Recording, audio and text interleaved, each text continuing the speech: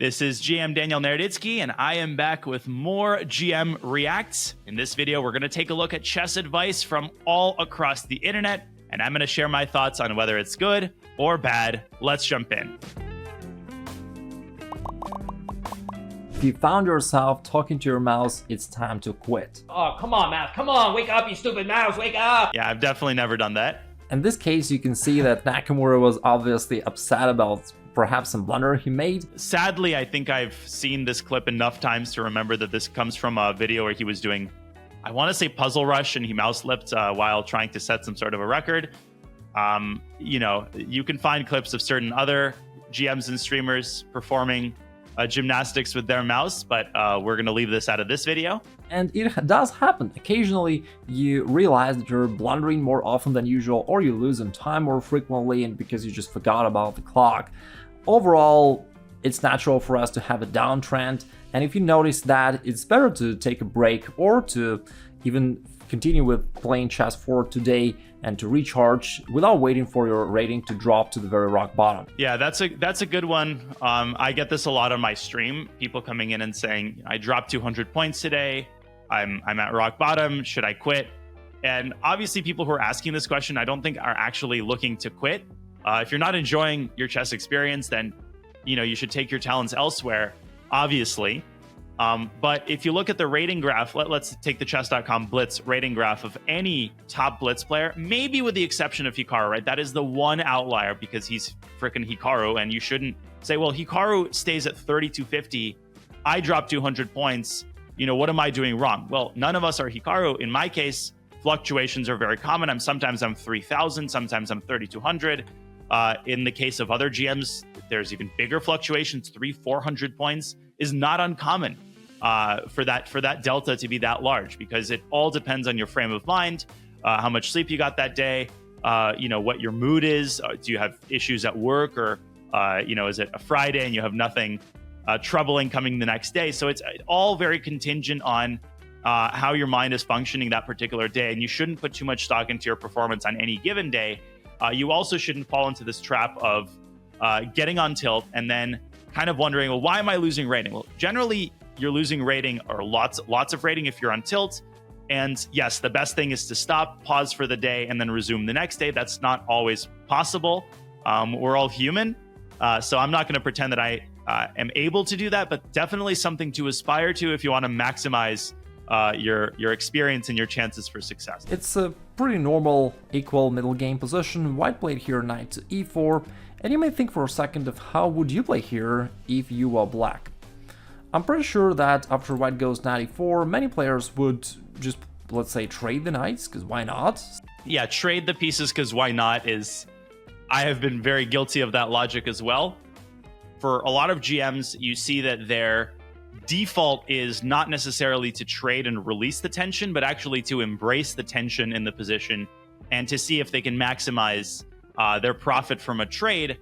Sounds like a finance instructional video, but I'm not saying knight takes e4 is bad here, but you should always leave open the possibility that trading might be bad. A lot of people think that chess principles are good to know, but I am smarter than the principles, so I am not really gonna follow them. I'm gonna take my own path. I am guilty of this too. I do it all the time. So I really like the way that Anna introduced this because I think that oftentimes the phrase chess principles is met with an eye roll by players of various levels, even beginner players, because they're so general as to sound like complete platitudes. And I personally don't have a lot of tolerance for, dumb cliches in real life. The issue with chess is that when you're starting to play, it's kind of like being stuck in the ocean, and you're trying to find little pieces of flotsam and jetsam and debris to grab onto so that you don't drown. And that process will continue for the first couple of months. Eventually, you build yourself a little island in the middle of an ocean. But for the first part, you have no choice but to grab onto whatever pieces of debris are coming your way. That's a slightly violent way of looking at it. But I like the way Anna phrases this because it's important to hear these chess principles out.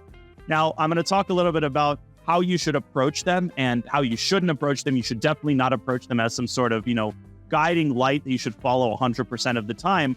But definitely don't just kind of curl up your nose and roll your eyes when you hear control the center or bring your pieces out. If you're a newer player, these are very important rules of thumb that can help you get into normal positions that you can kind of build your chess career off of.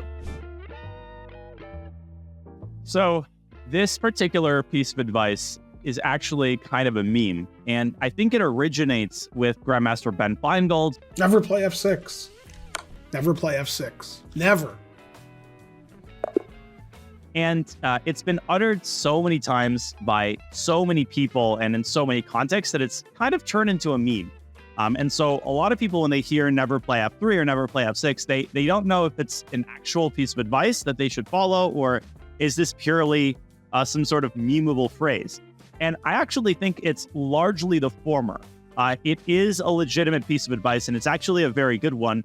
Now, as with all such phrases, it can't be treated as a dogma. Just off the top of my head, I can probably set up 100 positions where the only winning move is going to be to push a pawn to f3.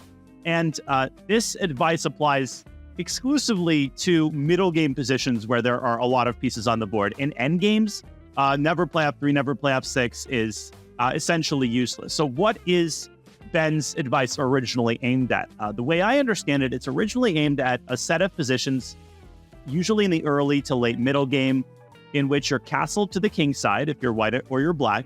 And it speaks to the fact that pushing your f pawn, either one or even two squares, but particularly one square, is typically a very weakening move.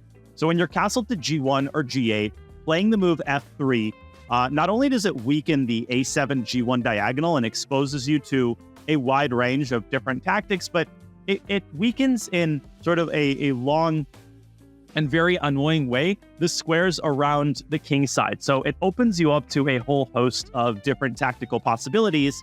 And in my experience, it really is true. When you play the move f3 or f6 without due provocation, if there's no good reason to play it, you're just asking for trouble. You should develop your minor pieces first before you get your queen out, your rooks out, before you go and have fun with these pieces. Your bishops and knights should develop. There's a very famous chess movie, actually my favorite chess movie from the 90s, called Searching for Bobby Fischer. I think a lot of people watching this might have heard of this movie. You should definitely watch it. I mean, this is kind of a really inspirational movie for me early in my chess career. The chess part is also pretty well done. And the big theme in that movie is that the protagonist, real person named Josh Waitzkin, who later became an international master, he has this problem where he brings his queen out too early because that's how he learns to play chess in the parks of New York City. And it's a little bit of a Hollywoodized sort of thing, but nonetheless, pretty important to prioritize your minor piece development. All of this is true. If you watch top-level games, you're going to see these principles largely put into effect and carried out. So again, this isn't like putting the training wheels on and then when you get good, you start violating these rules. Yeah, you violate them to a certain extent, but to a greater extent, you still follow the rules no matter if your rating is 600, 1600, or even 2600. There are more principles than this. These are the very basic ones. And, I could make a video with a million different principles. But some of the ones that I've seen that a lot of people don't do is specifically playing solid.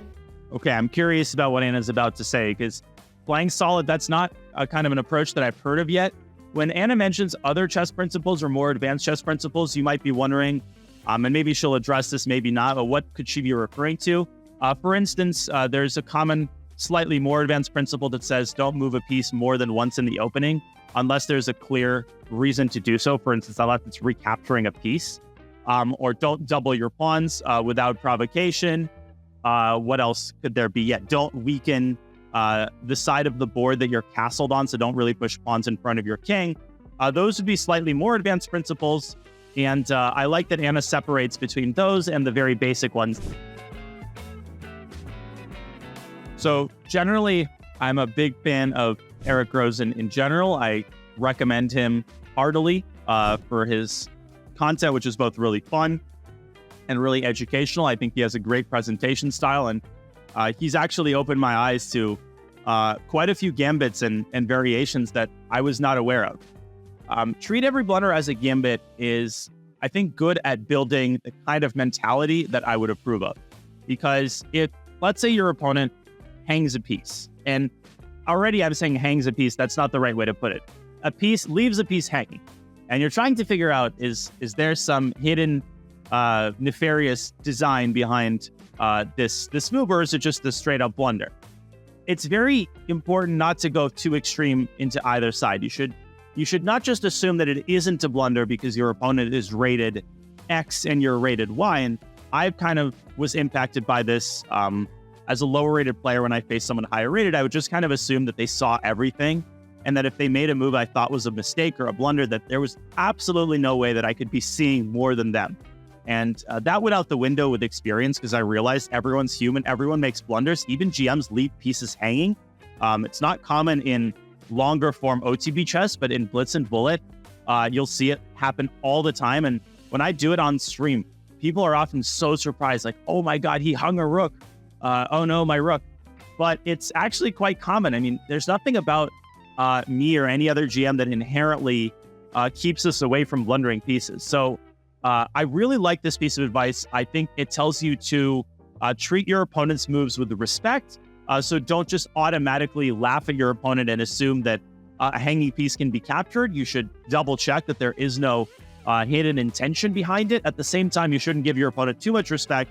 And if you don't see a reason that a piece should not be captured, you should always trust yourself. At the end of the day, if you trust yourself and your opponent ends up fighting you in the you-know-where, listen, then that was a great experience, a great learning experience. And then you can ask yourself, okay, what did I miss, right? What can I pay attention to next time the situation occurs that'll make me a better chess player? That's the great thing about chess, is that no matter what happens, in the end, you do benefit. But this mentality of always double checking and not making automatic moves, even when you get really excited about a potential blunder, I'm all for that mentality, and a big fan of Eric Rosen in general. So definitely a good piece of advice to put into your general toolbox. Thank you so much for tuning in, guys. Make sure to check out Anna Kramling and GM Igor Smirnov at the Remote Chess Academy on their YouTube channels. If you want me to react to some chess advice that you've seen, whether good or bad, drop it in the comments below, and I'll see you in the next video.